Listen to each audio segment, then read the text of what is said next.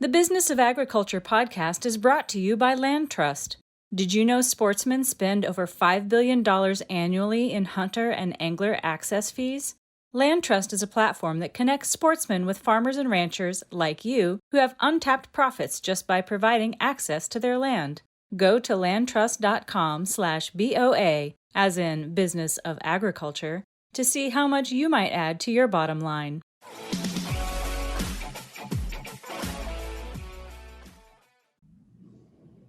Greetings. Hey, welcome to the Business of Agriculture podcast. It's me, your host, Damian Mason. Got a great show for you today. We're talking big picture about the economics of agriculture. We're talking about the CPI, inflation, its impact on all of us. What is happening at the farm gate?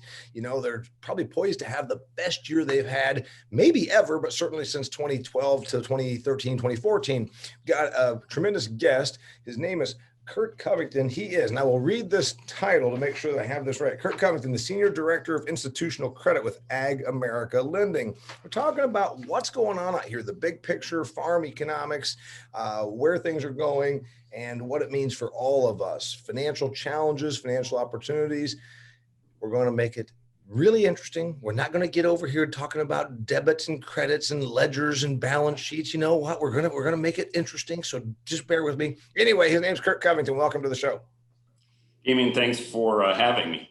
Well, I appreciate you being here. So Curt and I know one another because we both were speakers. He was in a different life back then. He can tell you it was for the Texas Bankers Association a couple of years back. And so it turns out, and I'd forgotten, I knew that I'd run across him. We took a cab ride to the airport. That's the glorious and glamorous life that we lead when we fly around the country to different conferences and speak. Then next thing you know, you're standing out there and it's like, hey man, I'm thumbing it. Can I get a ride to the airport? So Curt, did I get your title right? Yes, you did.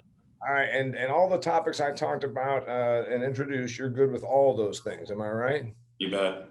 All right. So before we get going any further, I want to remind our dear listeners and our viewers, because that's right, it's a YouTube channel as well as a audio podcast. If you aren't a viewer, please go to the Damian Mason channel on YouTube and hit subscribe. Damian Mason channel on YouTube. Click subscribe. Don't cost nothing, and you'll see great content. This episode is sponsored by Harvest Profit. Harvest Profit is a software solution for agricultural enterprises to help your agricultural enterprise be what it is supposed to be, and that is profitable. Since we're talking about money in this episode and the economy, it's important to always bear in mind that you work in business to earn a profit. Let Harvest Profit help you do that. All right, Curt, big picture. I said back in November, we got inflation. I said, who the hell thinks we don't have inflation? We got commodity prices from July till November had gone up a significant amount. And I said, ag is a leading indicator. A lot of people don't realize that. Ag is a leading indicator, tends to be off cycle. When ag does really poorly, the rest of the economy is doing okay. When the rest of the economy was in the shitter in 2008, 9, 10, we were just throwing money around out here. We were thriving. I said, who thinks we don't have inflation doesn't understand inflation? And then fast forward to today, gas is up 50%, grocery prices up, depending on which category you're talking about, somewhere between 11 to more percent. A sheet of plywood at Home Depot is 5 times what it was just 3 months ago. What's the deal on inflation? What's it mean for ag? Well, that's a really good question. Damian, here's kind of how I describe that. You know, food, farmers, ranches, whenever the CPI goes up, we're pretty easy targets, aren't we? And, it's always the top of the broadcast, and it's always been that way. I think I'm kind of just describe food inflation kind of differently maybe than just looking at the cold, hard food facts. I think, and if you believe the statistics, they say that retail food costs this year will go up somewhere between 3 and 4%. And of course, they were up probably 3.5%. But if you take a long-term view of food costs, the long-term view of food costs, say for the past 20 years, it's only grown at about the rate of inflation, right? Somewhere in the 2% range, roughly. But here's kind of an interesting thing I look at. You have to look at this. What I would say is put some perspective to some of this. And I think that Americans today spend somewhere around 9-10% of their disposable income on food. Last year alone, they spent about 6% on subsidized healthcare. subsidized healthcare. No one helped them subsidize their food costs, right? So they're subsidized, I think, 5% on gas costs, just gas alone. Mm-hmm. So when I take a look at the potential for the increase in food costs, yes, it's there. But I also think, when you ask, what does this mean for agriculture? I would say this is right. I think it kind of breaks down into kind of a needs versus a wants issue for many people. I think of those farmers that are farming commodity crops are probably going to benefit from this, right? I mean, corn, beans, wheat are going to see real benefit from this, just like they did in the last run up of commodity, right? In the commodity super cycle about 5-6 years ago. I think the ones that suffer the most probably are some of the high-end specialty crops. I mean, I take a look today, I've been at the grocery store yesterday, and I think when avocados, you get 3 avocados for $5, perhaps a year from now, it's going to be 5 avocados for $3. Mm-hmm. And so those specialty crops are the ones that I think tend to suffer the most. I've been looking at almond prices lately from a high of $4.50, 3.5-4 years ago. The average price today that the farmer's going to get on that is going to probably be in the $1.80 range. So those specialty crops tend to be the ones. Are you saying the reason, Curt, is because specialty crops, then they go up a lot, so they're more price elastic?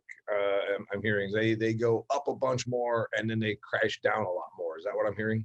Yeah. So it's really interesting you say that, right? There's been a study done. I think the study was done by Rabobank several years past, and they said, well, which agricultural commodities are the most elastic versus the most inelastic? And most of us would say, well, gosh, right? Dairy products, protein, those are all inelastic, right? If I'm down to my last dollar, I'm going to go out and I'm going to spend it on beef, pork, poultry, cheese, butter, right? The reality of the matter is, and I think it's kind of the changing world we see today, is that,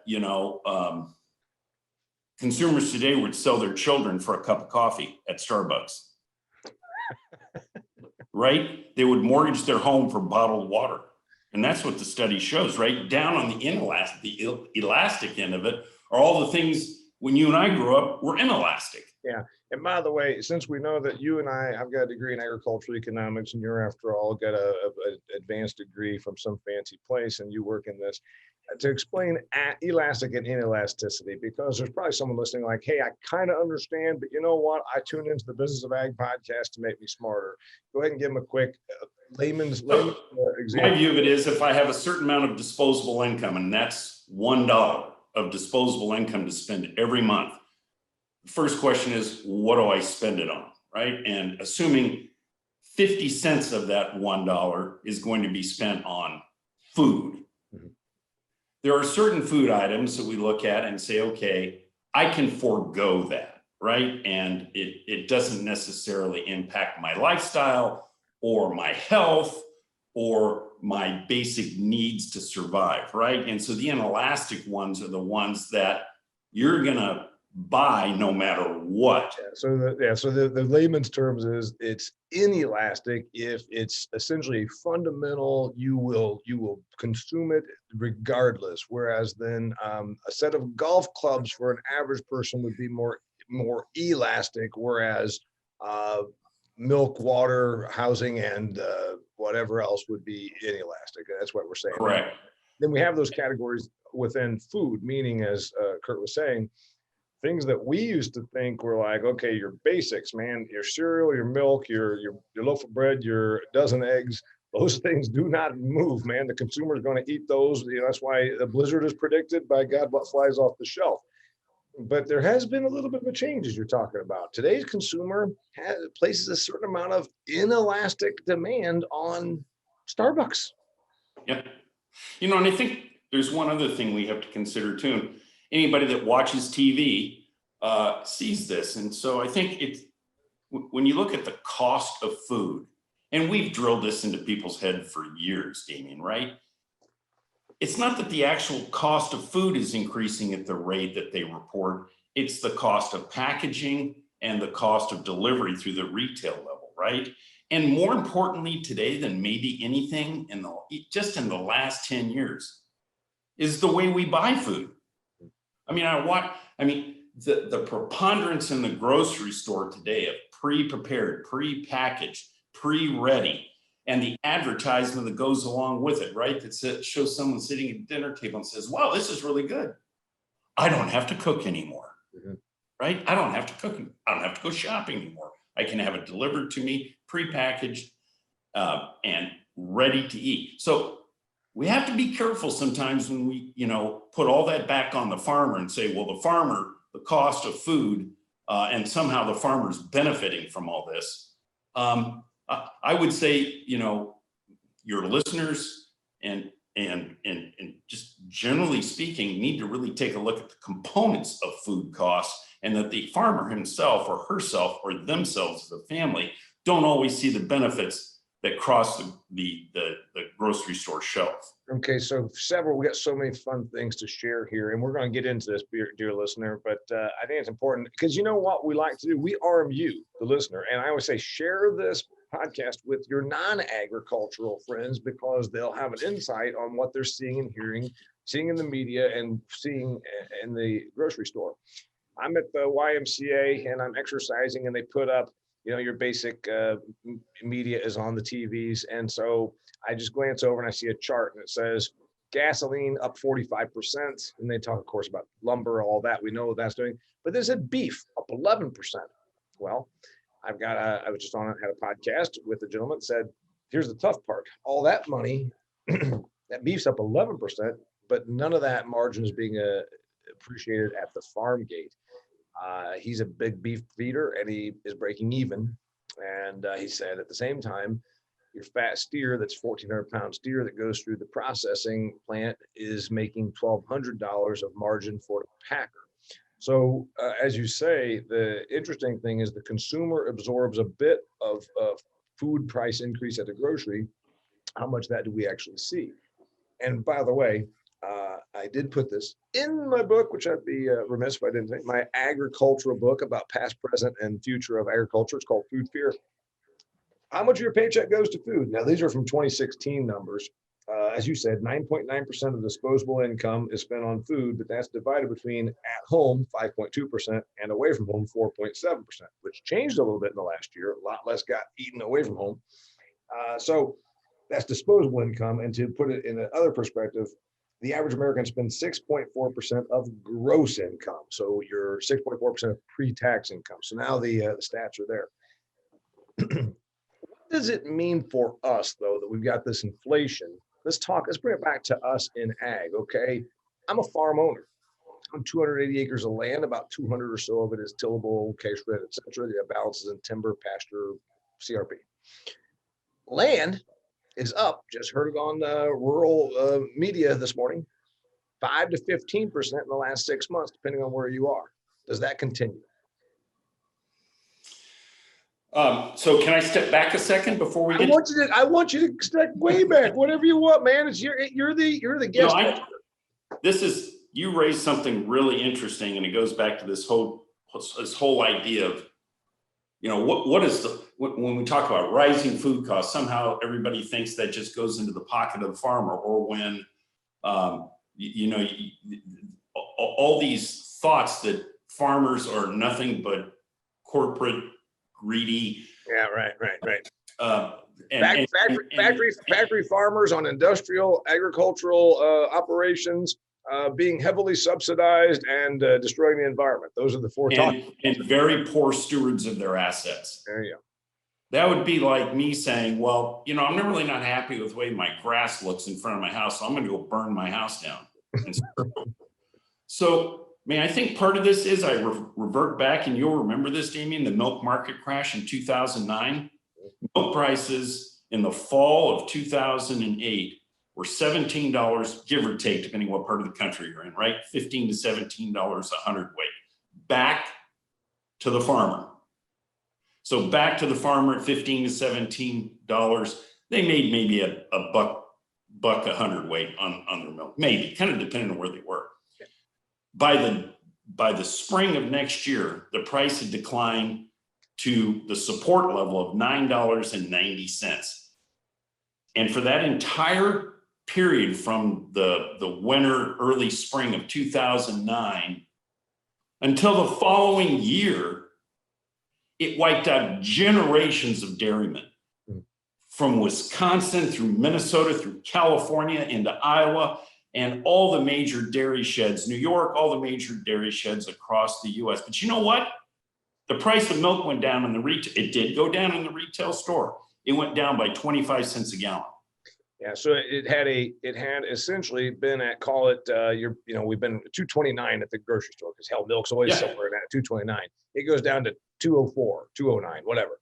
And at the farm gate price went down by roughly half. We went from like $17 to $9.90. So you're talking about a 85, whatever that is, percent decline, and a 5% to 10% decline at the grocery store. Now, another example, since we're staying on this one, is a lot of the consumers, and again, dear listener, pass this on to your suburban friends so they can understand a little bit about food pricing. Remember the argument, food for fuel. You're taking food from poor people because things were really good 7, 8 years ago, 12 years ago, 10 years ago.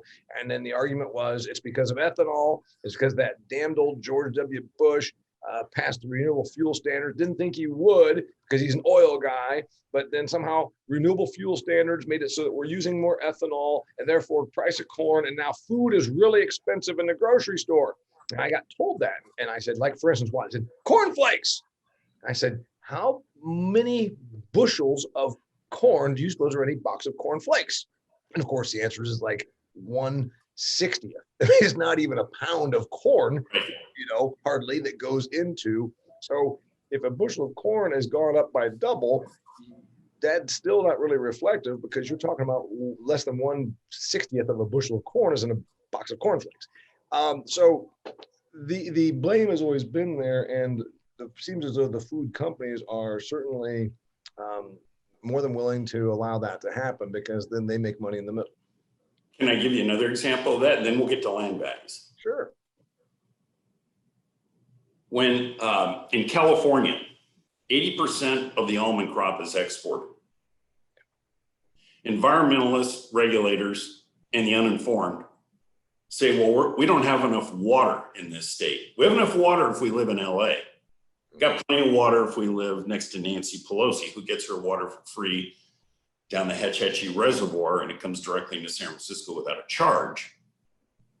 But all those farmers, they're actually exporting all of our water, because they're exporting 80% of the almond crop to the Asian market, where the standard of living is improved, to the point where they enjoy eating pricey almonds. So this argument that, we're exporting water, therefore farmers are bad people.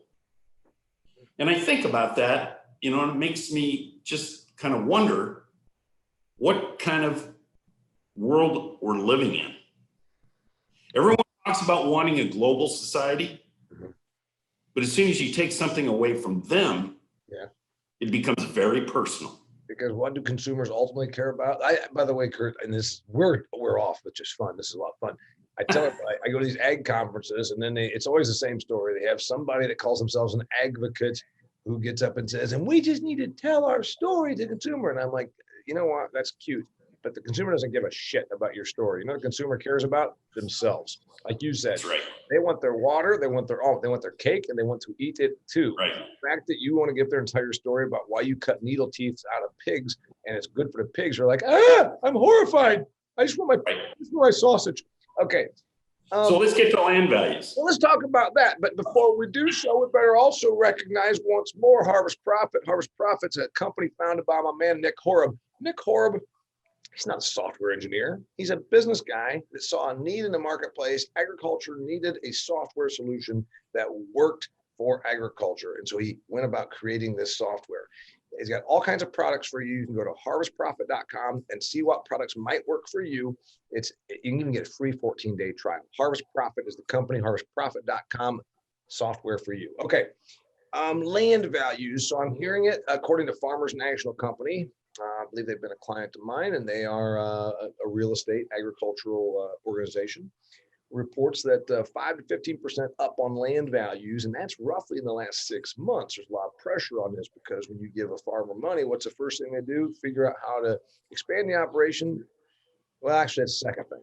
first thing is figure out how they can avoid paying taxes, because by golly, there's one thing those farm people hate to do, is pay taxes. Right. And there's pressure on land. Does it continue? Do interest rates change? What's your perspective on that? Because there's a lot of things are kind of crazy right now out here. You can't buy a damn pickup truck because there's no chips. Went to the chainsaw store yesterday. There's 1/3 as many chainsaws. It's crazy out here. Tell me about land. Yeah, so Damian, this is really an interesting question, right? And the challenge is always is, on one hand, the question that gets asked, and these are from people that are smarter than me that study this kind of stuff.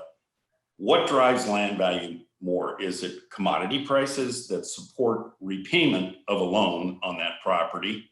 Or is it interest rates, which make it a great investment that gets a good rate of return for either a farmer and or an investor? So I think there's two components to this, and I'll give you my personal opinion, which, you know, is maybe worth a cup of coffee at Starbucks. Oh no, it's worth more than that, or we wouldn't have you on here. Okay, go ahead. So I think interest rates play a much bigger role than commodity prices.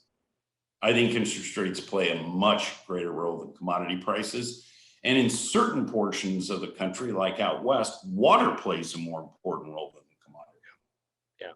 And if you look at Texas as an example, Texas land values are driven by gallons per minute.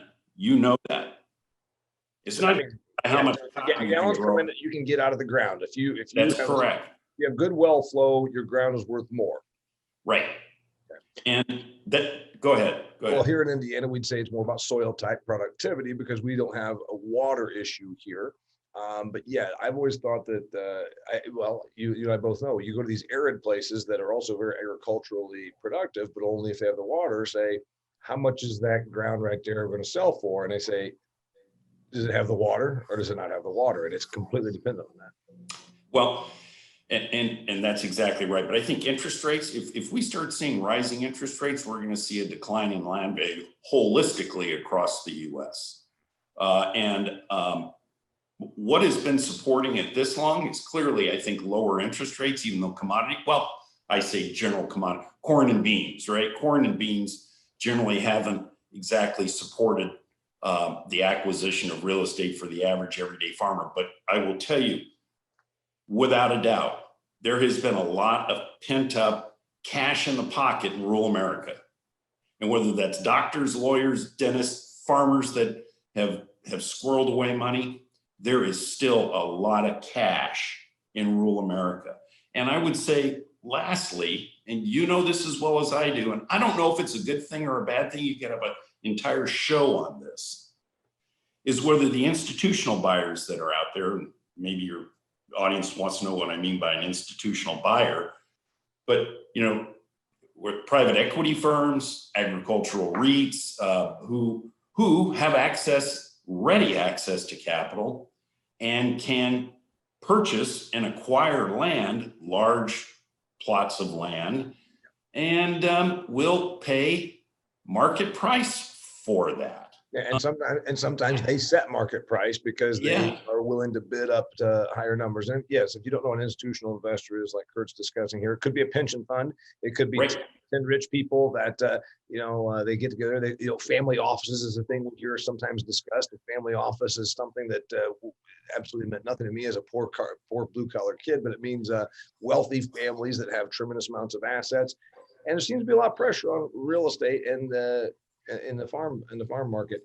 Do these prices stay up then? Because interest rates are going to stay low, is my assertion, because the federal government desperately needs these interest rates to stay low because we are in record territory of debt like we have not seen. We're in more debt now than we were to defeat World War II, to win World War II. If we raise interest rates by a couple percent, all of a sudden our debt repayment is untenable. Am I right? You're correct. So here's my prediction. Midwest land values will stay up, and no matter what interest rates look like, out west land prices are going to go down. There's too much pressure from lack of water, too much regulatory pressure. There is, and if interest rates were to climb, is also going to weigh heavy on it. But we're seeing it right now. We've seen more land trade out in the western part of the U.S. than we've seen in a long time. And most of that is those that are in that want to get out are finding people who maybe the dumb and dumber philosophy is that some people say, well, water, this will turn around. Well, the difference between this turning around 10 years ago in California, as an example, and in other Western U.S. states, is that the government is stepping in now. And the worst thing you can have happen is to find yourself in a position where you don't control your major resource to grow a crop. And in the Midwest, major resource is not irrigation in most cases. I mean, God delivers that for us, right? It's other things, it's fertilizer, it's chemicals, it's labor. But out west, no water, the land, we're seeing land values trade and, just across the board. We've seen some deals come in on land that would have traded $25,000 an acre with water today, with two sources of water. Today is trading at $10,000 an acre less with one source of water. Mm-hmm. Yeah. So those acres, do they become nature? Because there's some stuff in those western states, California. I keep up a bit with I've got a guy that's been a guest on here a number of times and whatnot. So I keep up a little bit. Certainly I'm not as familiar as the people in California. They're environmental groups that then also gain political power, because again, if you're in the coastal part of California, you don't have any clue what's happening out there in the San Joaquin Valley and in the productive parts.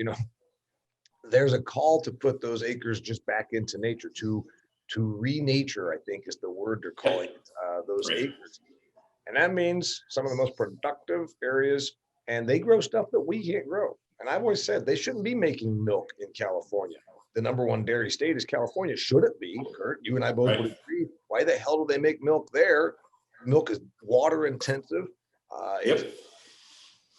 But they should be making almonds. They should be making almonds there. What happens? Right. So I think first thing that happens is I think we're going to see a decline in land values. We're going to then see hopscotch farming in order to manage water needs. So if a farmer needs 4 acre-feet of water to grow his almond crop, and he's got an older set of almond trees over here, he's probably going to push those out. He'll still have water available to him from that piece of property to help irrigate, his younger trees over here. So you're going to see a lot of hopscotch farming. They suggest there could be as much as 600,000 acres that goes out of production in the next 5 to 10 years. Who knows? But then what's going to happen is you get to the point, unless they can find some other place to grow almonds, you get to the point where there is the supply and the demand eventually cross over each other again from an economic standpoint and say, whoa, the demand is far exceeding the supply of almonds. And you'll see those productive acres that have water, that those land values will start to climb and climb rapidly. And quite honestly, at the end of all this, and it's not just California, it's in other places in the country, the smartest farmers in the areas where water is important have found that the ones that are the haves and the have-nots, when this is all over, are going to be the ones not that have the largest land base, but have the largest pool of water available to them. I years ago did a thing for California cotton, and we talked about this, and it was the guy told me the statement. He said, statement out here, whiskey's for drinking, but water's for fighting. Right. And that's just something that we don't think about in places like Indiana, where I'm from, although I live half the year in Arizona. In fact, there's only going to be dairy farms in Arizona if they can get water, because, again, same thing. So what about the money? Farm, we said we're going to talk about money at the farm gate, and you're dealing with a lot of different stuff, but you see a lot of stuff come across your desk and information. It's pretty healthy out here, right? Financially, aren't we well off? Yeah, so no one likes to talk banker language, even bankers. But as a general rule of thumb, you kind of measure this, the condition of agriculture across the U.S. by the amount of working capital the typical farmer has and their debt to asset ratio. In other words, how much debt per dollar do I have for every dollar in assets? And of course, all those assets, it kind of depends on the mixture of assets, right? But again, you just talked about it. What if a bunch of my assets where I said I own 1,000 acres of farm property in California, you'd say, boy, we're going to do a write down of what we call those values, because right now we all know, say, all right, that 1,000 acres used to be worth 25 million and now it's worth 10. Here's what I would say. It's kind of becoming very bifurcated out there. We see farmers that still have very strong balance sheets, that have done a really good job of managing their costs in their operation, have, even during the tough times for corn and beans and cattle and hogs and poultry and milk, and just keep going, have done a really, really good job of being nimble and managing their costs. And everyone says, oh, it's just too hard. It's a capital intensive business. It's too hard to manage your costs. Well, I got news for your listeners. Anybody that thinks a farmer can manage their revenue doesn't know how farming works, right? Farming, they're price takers, not price setters. They take the ultimate risk. They put a crop in the spring. Hopefully there's no drought. Hopefully there's no freeze. Hopefully there's no snow. I mean, just go through the whole litany, right? But at the very end, 9 months later, their banker is sitting there saying, we made it through another year. Right? Yeah. The farmer's saying, we made it through another year. But the reality of the matter is they've been so nimble and so good at managing costs and seeking advice in that area and working with their bankers and working with their CPAs. But I think there's bigger challenges out there for agriculture that we should probably talk about if there's time. Well, there's always time, because you know what? I like you being on here. By the way, we should also point out, because there's probably somebody saying, hey, man, he doesn't talk about California ag this much. We should point out that it can be argued that it's climatological, but also much of the water issues that are changing the value and the productivity of California are political issues, not necessarily climatological issues. Am I right? Correct. Yeah. And it changes a lot of balance sheets. So these things have these political movements have real impacts on the finances of people that are doing this. All right, we got to talk then about what you're seeing at the farm stuff. So right now things look really healthy. To me, they look really healthy. The revenue is good. We might be setting a record. Last year, the federal government threw a whole bunch of money at ag because it was a crappy year, and this year, that's probably not going to happen as much, right? This is really an interesting point, Damian. They had the CFAP program, the Coronavirus Food Assistance Program, farm to consumer, whatever you want to call that program. Sure, had two of them. Had the one and the two. Right, really benefited the dairy industry for the lunchbox program, benefited the fruit industries for that lunchbox program. And so, honestly, I'm not a big fan of government intervention, but it was a smart thing, right? As opposed to the alternative, which could have been a really difficult thing.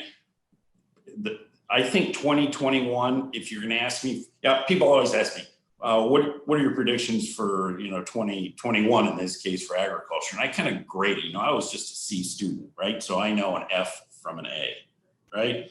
And I would have said, and this is short as probably 18 months ago, we were probably in the C to C plus range, because grains were kind of in the tank.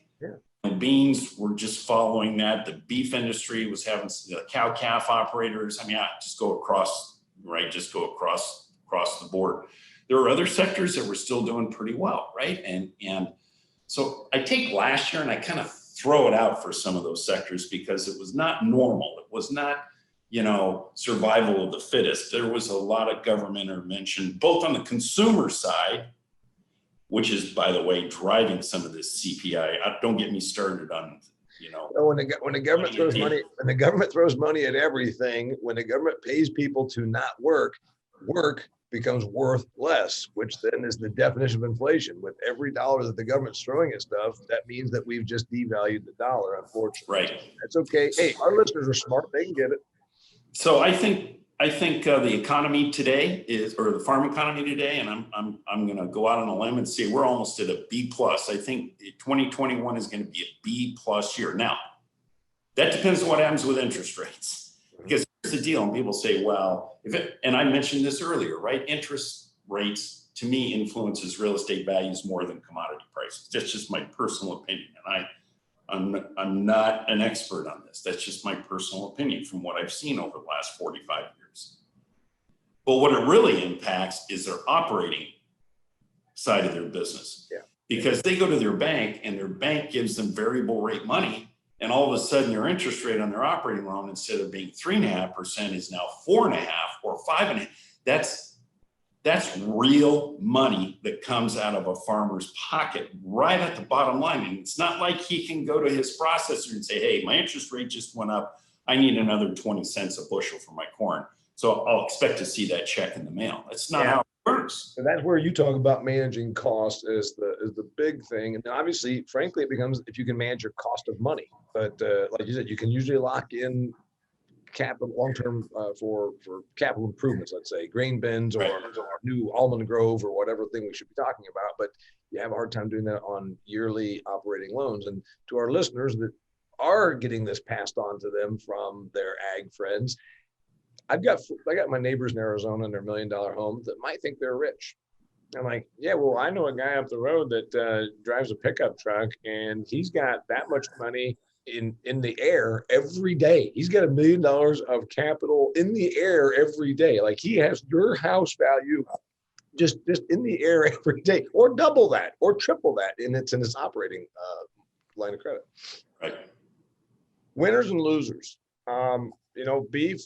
The beef people at the farm gate are breaking even, is my understanding right now. Dairy, my guy that rents my land's a dairy operator. They're up. They are starting to be up. They were not up at the beginning of 2021. Obviously, corn, soybeans, wheat looks to me like all winners. Yep. What else? Where are winners and losers in this whole ag? Because it's not going to be all of us, is it?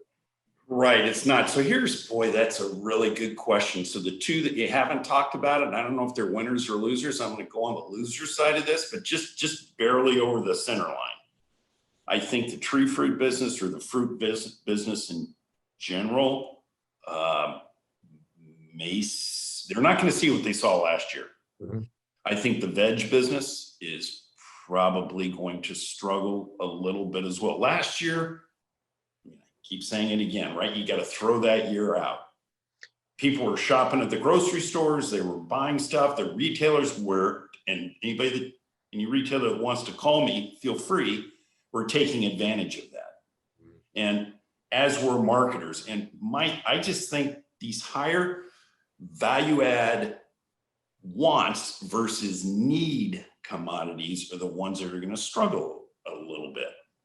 Yeah. So, what you're talking about here is, throughout 2020, it's convenient for us to say that we didn't have to plow down our lettuce and we didn't have to go out and kill our crops, whereas a lot of these specialty producers did.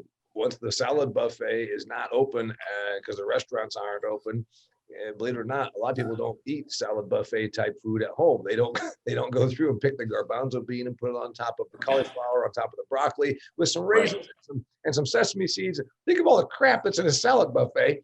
The average person doesn't buy all those components. So a bunch of these farmers and that. So do you think losers or break evens on tree crops and fruits, nuts and fruits? You think break even at best on veggies? Yeah, I'd say probably a break even in that market. And again, I'm assuming we don't have any major catastrophes that are. I mean, it's only summer, but we've also. Right. And also things are opening back up. Curt, does a bunch of money just start pouring in? All of a sudden, of course, the problem with a tree crop or a vegetable crop, it's already in. It's already good. It's already here. I mean, you're not going to say, let's plant more. And you got 2 weeks to sell it. Yeah. It's very perishable. It's very apples. Right, you get 2 weeks to sell it. Other areas, we talked about inflation. If you owned a bunch of land, you're probably going to be a winner, because if it's up 5 to 15% already, it's not. If it goes down 10%, you're still up for the year, right? Right. The ones that are going to start seeing the impact of that are the tenant farmers. Maybe not this year, right? They probably already had their rental arrangements are set up. They're probably a little longer term. But if these food costs, are we going into another food super cycle? I don't know. You and I lived through the super cycle when corn was $8 and beans were 17, and right? People were planting new homes instead of corn on their property and buying brand new pickups, vacation homes, 40-foot diesel pushers, you name it. Whether we see that again, I don't know. But the tenants are going to start seeing increase in rental costs. Yeah, I'd agree with that. We talked about money and we said about inflation. We got a little off course, but that's okay. It was also very educational. We went in and found a few new topics, which I love about the dialogue. What else on the subject? Farm finances, inflation, and the ag economy. Well, I think if I could just talk about what I think are becoming some broader issues, and that the farms either aren't dealing with very well or it's out of their control. So I'll break these out. The first one is the average age of the average farmer is 62 now, or 59 and a half, 60. What? It's been around 60. And then every year we say, okay, they're getting older. Yep. I think this business transition, transitioning the business to the next generation is going to be, when we look at farmers and they want to borrow money from us, and it's not just us, it's all of us. There's more and more questions, two major questions that are now being asked. One is, so what's your management succession plan or your ownership succession plan? How long has that been being asked? Probably the last 10 years for sure.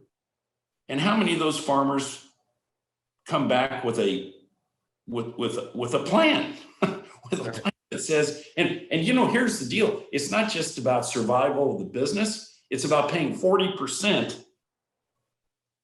of any sale of that property if you don't have a transition plan to a government capital gains, or spend the money properly. Now with the whole stepped up basis thing. Okay, so first question is that you think looking at farm finances and the ag economy is the fact that we keep getting older. But I've been hearing that story my whole life. America's getting older also, Curt. The median age in America right now is 38.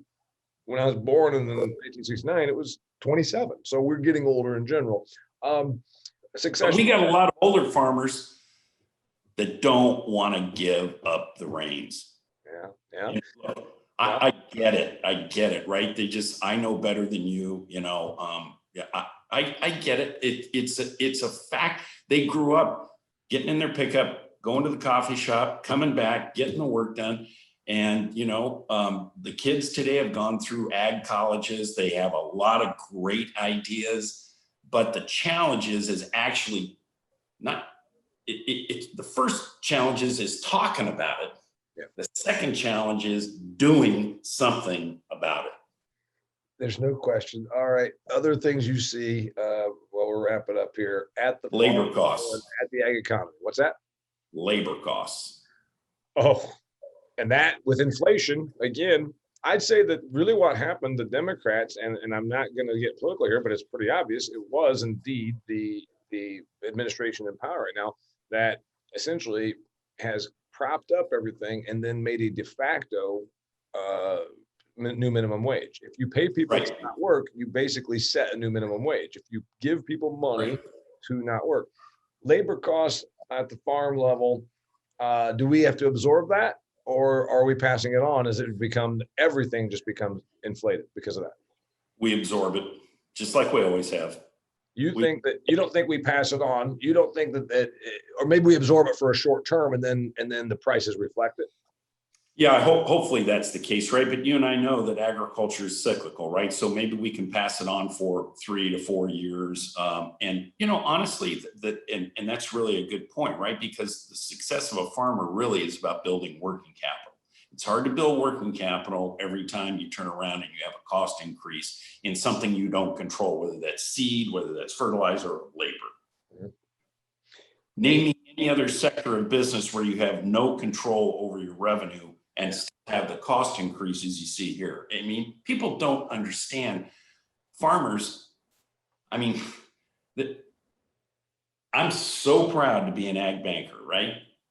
And I'm proud to be an ag banker because after 45 years, I still look at those farmers and they wake up every day, they got a smile on their face, they go to work and this is going to sound really stupid, they just find a way. They just find a way. Yeah. Last one. age of operation succession plan is going to be an issue, and it will affect the economy. And by the way, it affects the economics. If the person's saying, hey, you said this is going to talk about economics. Well, okay, the 35-year-old man and woman that are going to now take over the operation, they got to come into figure out a way to do that. And the money becomes, frankly, almost overwhelming, depending on how old you are. Right. Labor cost. What's your last one? Thoughts on ag economy, what we're going to see? I just say, look, these farmers that the ones that survive, the ones that prosper in good times and bad. And this is going to sound like I'm writing a book for some speech or something. I don't know, or farmers, right? Well, you're the guy. I'm not. But here's the thing, right? It's really important that farmers look at their finances and say, "What's my goal?" Okay, goal. Not just where am I? What's my goal? Maybe my goal is to be, debt free in 10 years. Okay, how do you get there? Well, you earn money.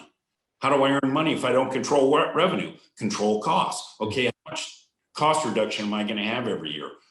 This amount. What drives costs? It's all Mr. Economics. It's price and it's quantity, right? So you either have to control the quantity or you have to find a way to control the price. And the really good farmers, they take a look at their top 20%. So any expense that amounts for about 20% of their total revenue, right, in any given year, or 20% of their costs. Those are the ones you really have to focus on. And this may come out, I'll probably never be on your show again, but farmers oftentimes rely on the wrong people to get advice from in terms of how to run their business. And I'm not saying anything about necessarily, vendors are good people to talk to, but all I say is that farmers that are really good about setting goals also have their eyes wide open. By the way, you're not offending anyone. That's why we like you on here. I shot a video a couple of months ago when I was on my hike in the desert, and I said, I said, be cautious about those who are giving you advice. Are they benefiting from the advice they give you? And you want to always must look at that. And this is personal also. Remember, there's a lot of times these people that love drama, they go and tell you something because they know then that it's going to benefit them, cattiness, personal stuff, and also professional. Goal, I would also add to your thing. When you said what good ag operators do is they have a goal. I would say that is a short-term, mid-term, and long-term, because you're thinking about, pass this on to my kids. I'm like, all right, if that's really a goal, what are you doing? I'm going back to number one, succession plan. What are you doing about the economics? What are you doing? And then short-term, mid-term, long-term. So I like it. All right. We talked about economy. We talked about land values. We talked about interest rates. We talked about a whole bunch of stuff in between. He's Curt Covington. In case any people do want to get a hold of you or send you an email that someone's bitching at you, how do they do about doing that? Curt, Covington, COV as in victory, INGTON at AgAmerica.com. AgAmerica.com. Love the name. And maybe they might need a loan. Maybe they might need to talk to you about their finances. AgAmerica.com, you said? Yes, sir.